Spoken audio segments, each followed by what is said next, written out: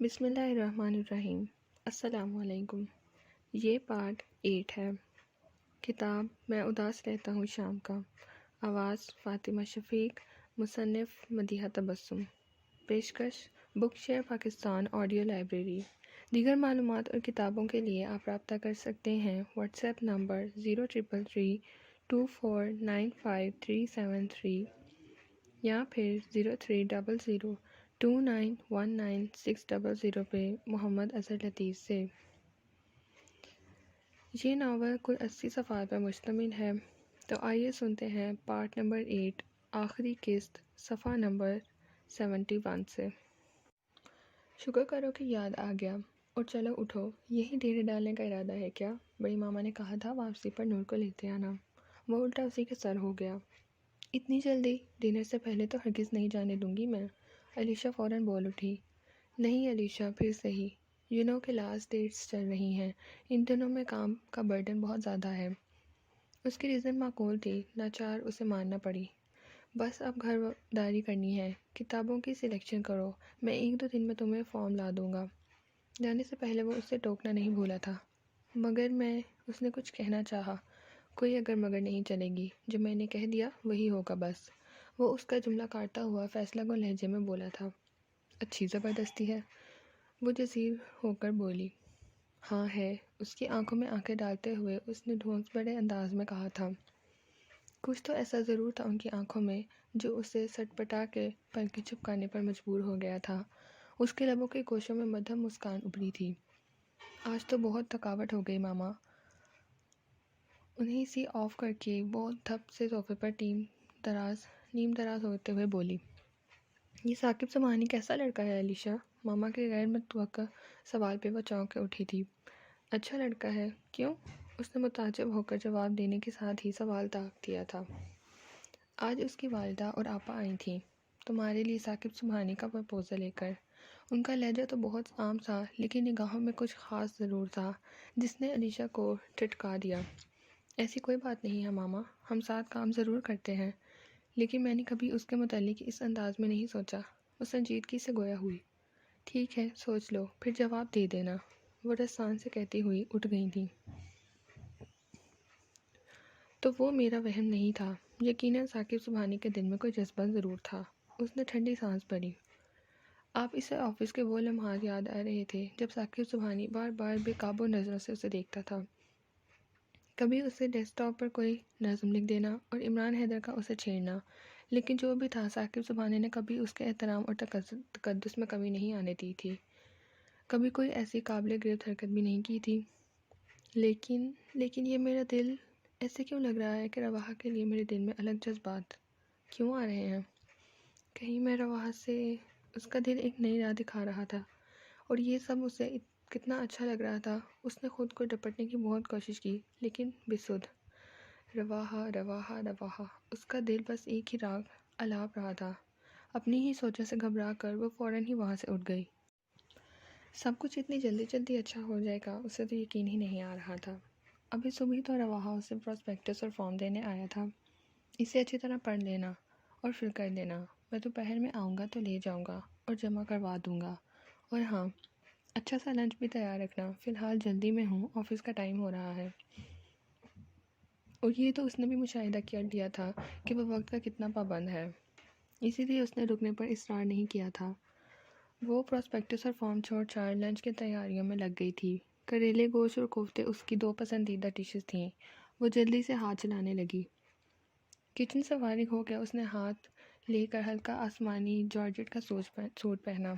اندر کا موتم خوشگوار ہو تو ہر چیز ویسے ہی خوبصورت لگتی ہے۔ وہ فارم اور پراسپیکٹس لیے ماما کے پاس لاؤنج میں آ گئی۔ میں دیکھتی ہوں ماما۔ مین ڈور پہ بیل ہوئی تو وہ دل کی دھڑکنیں سنبھالتی کھڑی ہو گئی۔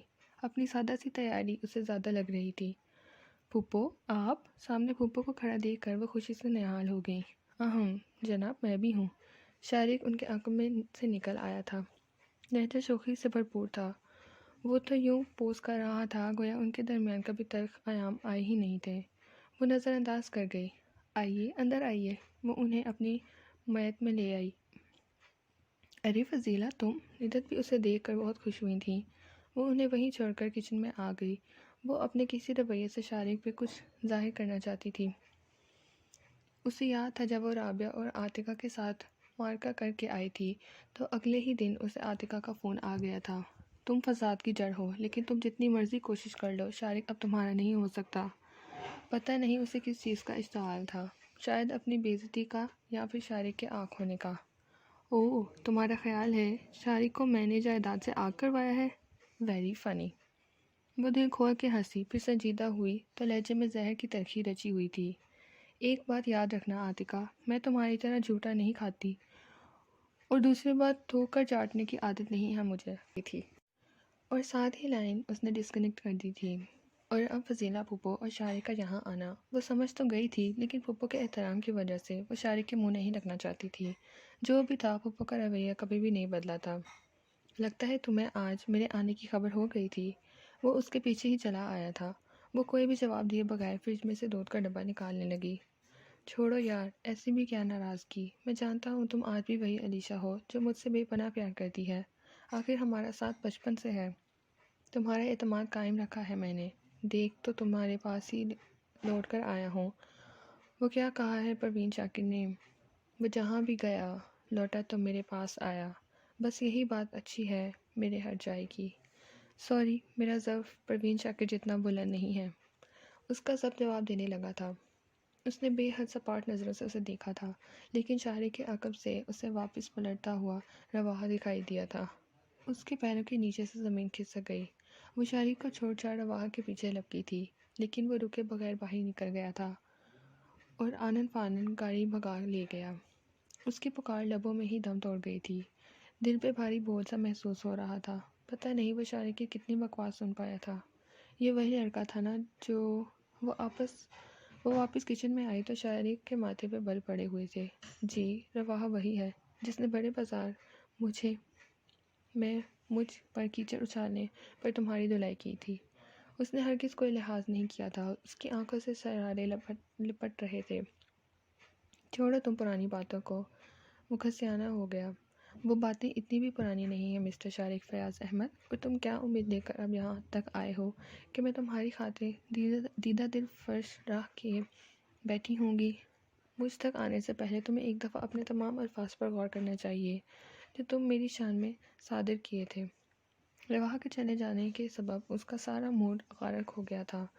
وہ جو خاموش رہنے کا ارادہ کر چکی تھی یکدم ہی پھٹ پڑی۔ آئی ایم سوری علیشا، میں شرمندہ ہوں۔ وہ ہر طرح اسے منا لینا چاہتا تھا۔ بہتر ہوتا کہ یہ سوری تم عاتقہ سے جا کے کرتے، شاید وہاں کچھ کام آ جاتی۔ آج عاتقہ نے دھتکارا ہے تو تمہیں میں یاد آ گئی، اور جب اس کی باہوں میں جھولتے تھے تب تک تو میں تمہیں بد کردار، بے حیا اور فحاشہ عورت لگتی تھی جو مردوں کے دل لبھاتی ہے۔ تمہیں اگر عقل ہوتی تو خود سوچتے، اتنے عرصے سے تمہارا تو دل لبھا نہ سکی۔ تمہارے ساتھ کتنے شرمناک سین کریٹ کر چکی تھی جو تم نے اتنے رفیق الزام مجھ پہ لگائے تھے۔ بولو، جواب دو۔ میں اتنا عرصہ گھر سے باہر ٹھوکریں کھاتی پھری، کبھی میرا احساس آیا تمہیں؟ نہیں آیا نا؟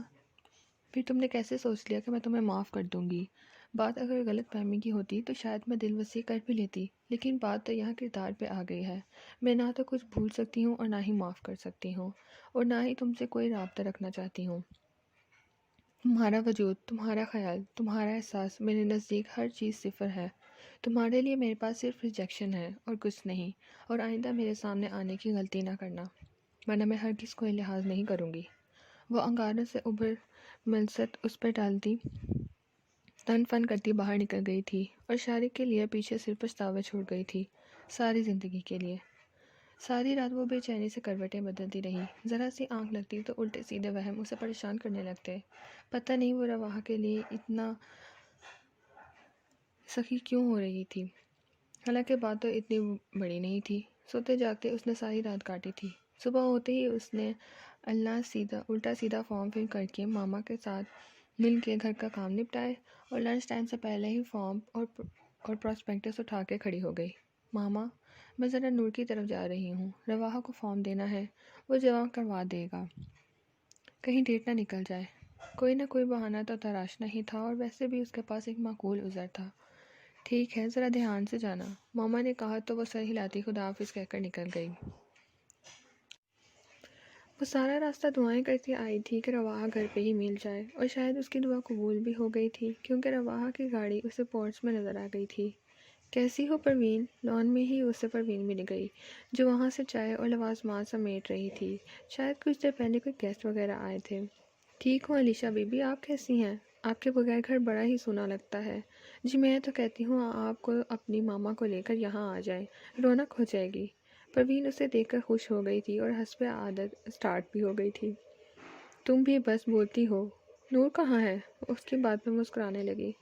نور بی بی تو پارلر گئی ہوئی ہیں جی، آپ کو نہیں پتا آج کل گھر میں رواحہ صاحب اور نور بی بی کی شادی کی باتیں چل رہی ہیں، بڑا مزہ آئے گا سچی، وہ بہت زور سے بتا رہی تھی، جبکہ علیشہ کا دماغ دھک سے اڑ گیا تھا۔ رواحہ اور نور؟ اسے دل کی دھڑکنیں بند ہوتی محسوس ہوئیں۔ نہیں کوئی غلط فہمی ہوئی ہوگی پروین، اس نے خشک لبوں پر زبان پھیرتے ہوئے کہا تھا۔ لے جی، اس میں کہاں غلط فہمی، میں نے خود اپنے کانوں سے سنا ہے، اور آپ ادھر کیوں کھڑی ہوئی ہیں؟ اندر آنا، وہ مسز نیازی بھی آئی ہوئی ہیں، بڑی بیوی کو پتہ چل گیا تو مجھے ڈانٹ پڑے گی، آ جائیں۔ وہ جلدی جلدی برتن سمیٹ کر ٹرالی میں رکھنے لگی۔ علیشہ مردہ قدموں سے چلتی ہوئی اندر کی طرف بڑھ گئی۔ اب گھر آ گئی تھی تو ملے بغیر ہی چلے جانا تو یقیناً معیوب بات تھی۔ تہمینہ آنٹی سے ملنے کی غرض سے وہ ڈرائنگ روم کی طرف چلی آئی۔ مسز قاسم، میں تو شروع سے ہی آپ سے کہتی تھی کہ رواحہ کی شادی نور سے ہو جائے، گھر کی بات گھر میں رہ جائے گی، آپ کہاں دونوں کے رشتے تلاشتی پھریں گی؟ یہ غالباً مسز نیازی تھیں جو تہمینہ آنٹی کے اس فیصلے کو سراہ رہی تھیں۔ میرے خدا، اسے لگا اس کا دل پھٹ جائے گا۔ وہ تمام اختلافات کو بھلائے بھاگتی ہوئی وہاں سے نکلی تھی۔ مزید سننے کا اس میں حوصلہ نہیں تھا۔ پروین ہکا بکا اسے واپس جاتا دیکھ رہی تھی۔ آنسو تھے کہ ایک تواتر سے بہنے لگے۔ اسے کچھ سمجھ نہیں آ رہا تھا کہ کون سا راستہ ہے، وہ کس طرح بھاگ رہی ہے۔ جیسے تیسے کر کے وہ گھر تک آ پہنچی تھی۔ ڈپلیکیٹ چابی سے وہ دروازہ کھول کے اندر داخل ہوئی تھی۔ ماما غالباً ظہر کی نماز ادا کر رہی تھیں۔ اس نے شکر کیا کہ ان سے سامنا نہیں ہوا، ورنہ وہ ایسے مجھے ان سے بکھرے حلیے کی طرح کی وجہ بیان کرنی پڑتی۔ رواحہ اور نور، نور اور رواحہ، ایسا تو اس نے کبھی سوچا ہی نہیں تھا۔ اسے بس اتنا علم تھا کہ رواحہ نور کا چچا زاد کزن تھا۔ ایک روڈ ایکسیڈنٹ میں رواحہ کے ماما، پاپا اور ایک بہن کی وفات ہو گئی تھی، تب اسے تہمینہ آنٹی اور قاسم انکل نے ہی اپنا بیٹا بنا لیا تھا اسے۔ اس سے زیادہ اس نے کبھی پوچھا ہی نہیں اور نہ ہی اس کی ضرورت کبھی محسوس کی۔ اب اسے وہ باتیں یاد آ رہی تھیں جن کی طرح پہلے کبھی اس کا دھیان نہیں گیا تھا۔ رواحہ اور نور کا لڑنا جھگڑنا، ایک دوسرے کے لیے پریشان ہونا، چھوٹی چھوٹی باتوں کا خیال رکھنا، برتھ ڈے پر وش کارڈ اور گفٹ دینا، اور ڈھیر ساری ایسی باتیں۔ علیشہ آ گئی تم؟ چلو اچھا ہوا، مل کے کھانا کھاتے ہیں۔ ماما نماز پڑھ کے آئیں تو اسے لاؤنج میں بیٹھا دیکھ کر وہ مطمئن ہو گئی تھیں۔ ماما، آپ ثاقب سبحانی کے گھر والوں سے ہاں کہہ دیجئے، وہ یقیناً ایک اچھا لڑکا ہے۔ اس نے چند لمحوں میں ہی اپنا فیصلہ سنا دیا تھا۔ میں اب کچھ دیر آرام کروں گی۔ وہ ان کی سوالیہ نظروں سے نگاہیں چراتی کھڑی ہو گئی تھی۔ جس سوال کا جواب خود اس کے پاس نہیں تھا، وہ ان کو کیسے دیتی؟ تم سمجھتی کیا ہو خود کو؟ دھار سے دروازہ کھلا تھا اور رواحہ جارحانہ تیور لیے اندر داخل ہوا دیکھ کر اس کا چہرہ ایک لمحے کے لیے فک ہو گیا تھا، لیکن پھر وہ سنبھل گئی تھی۔ تہمینہ آنٹی اور قاسم انکل کے جتنے اس پر احسان تھے، وہ ہرگز انہیں اپنی وجہ سے کوئی دکھ نہیں دینا چاہتی تھی۔ یہ ثاقب سبحانی والا کیا معاملہ ہے؟ وہ اس کے سر پہ کھڑا پوچھ رہا تھا۔ معاملہ کیا ہے؟ ماما نے آپ کو بتایا ہوگا، اس کا پرپوزل آیا تھا اور مجھے کوئی اعتراض نہیں۔ وہ بظاہر نارمل نظر آنے کی کوشش کر رہی تھی، لیکن اندر ہی اندر اسے رواحہ کے انداز ہلائے دے رہے تھے۔ لیکن مجھے اعتراض ہے، وہ ایک ایک لفظ چبا چبا کے بولا تھا۔ وہ اس کی بات نظر انداز کر کے دوبارہ اپنے کپڑوں کو وارڈروب میں سیٹ کرنے لگی۔ میری بکواس تمہیں سمجھ آ رہی ہے کہ نہیں؟ وہ سخت برہم لہجے میں کہتا ہوا اس کا رخ اپنی طرف موڑ گیا۔ لایعنی باتوں کا میرے پاس کوئی جواب نہیں۔ وہ ہونٹ چباتے ہوئے نگاہیں جھکا گئی۔ میرے علم کے مطابق تو کل تک تمہیں ثاقب سبحانی سے کوئی وابستگی نہیں تھی، یہ یک تمہارے اندر اتنی پسندیدگی کہاں سے امڑ آئی؟ وہ ٹٹولتی نگاہ سے اسے دیکھ رہا تھا۔ شادی کے لیے محبت کا ہونا ضروری تو نہیں، وہ ایک اچھا انسان ہے۔ ویسے بھی آپ اور نور اب شادی کی تیاری کریں، آپ کا یہاں آنا اب مناسب نہیں، آپ کو نور کے جذبات کا احساس کرنا چاہیے۔ اس نے ڈھکے چھپے الفاظ میں انگلیاں مروڑتے ہوئے نہایت رک رک کر اس سے کہا تھا، کیا میں اور نور؟ دماغ درست ہے تمہارا؟ وہ اچھل ہی پڑا۔ ہاں ٹھیک ہی تو ہے، اس دن آپ کے گھر آئی تو مجھے پروین نے بتایا تھا، پھر مسز نیازی بھی تو یہی کہہ رہی تھی، اور ویسے بھی اس میں برائی کیا ہے، بلکہ مجھے تو بہت بکواس بند کرو اپنی۔ اس نے دھاڑتے ہوئے اس کی بات درمیان میں ہی کاٹ دی۔ وہ سہم کر خاموش ہو گئی۔ تم سے ایسی کوئی ہی فضول بات کی توقع تھی۔ مجھے جانتی ہو میرا اور نور کا کیا رشتہ ہے؟ نور میری رضاعی بہن ہے۔ اس نے بم ہی تو پھوڑ ڈالا تھا اس کی سماعت پر۔ لول، لیکن میں نے اس دن خود سنا تھا۔ مارے حیرت کے الفاظ کا ساتھ چھوڑ رہے تھے۔ تم اگر تھوڑی سی عقل استعمال کر لیتی، یا پھر مسز نیازی کی پوری گفتگو سن لیتی، یا کم از کم بڑی ماما کا جواب ہی سن لیتی، تو شاید کوئی سیدھی بات تمہارے دماغ میں آ ہی جاتی۔ وہ سخت متاسف لہجے میں کہہ رہا تھا۔ آئی ایم سوری رواحہ، میں پتہ نہیں اس وقت مجھے کیا ہو گیا تھا۔ ندامت کا گہرا سانس اس نے اپنے اعصار میں جکڑ رہا تھا۔ جتنا سوچ رہی تھی اتنا ہی شرمندگی بڑھتی جا رہی تھی۔ وہ تو شکر ہے ندت آنٹی نے مجھے فون کر کے ثاقب سبحانی کے متعلق استفسار کیا تھا، ورنہ میں تو بے موت مارا جاتا۔ وہ اس کی کم عقلی پر سوائے ماتم کے اور کیا کر سکتا تھا۔ I am sorry again. وہ جی بھر کے شرمندہ ہو رہی تھی۔ ابھی تو شکر ہوا کہ نور کو اس کی بھنک نہیں پڑی تھی، ورنہ وہ کس منہ سے اس کا سامنا کرتی۔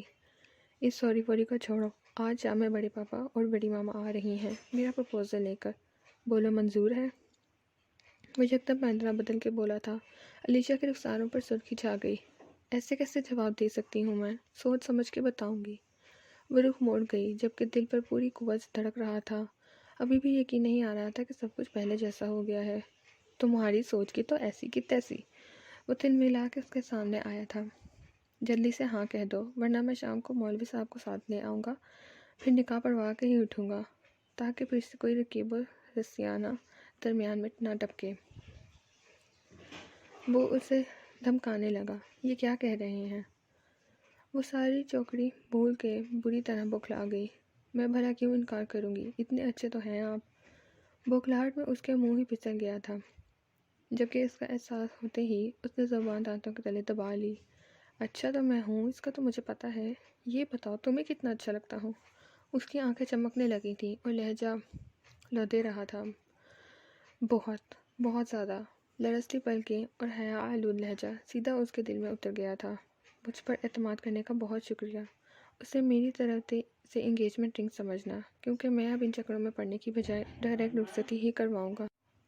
اس نے اپنی جیب کی پاکٹ سے ایک خوبصورت ڈائمنڈ رنگ نکالی اور اس کی انگلی میں پہنا دی۔ علیشا کے دل میں ڈھیروں اطمینان اتر آیا۔ شام کا اداس راستہ اسے الوداع کہہ چکا تھا۔ اب ہر طرف نوخیز بہر کا اجالا پھیل رہا تھا۔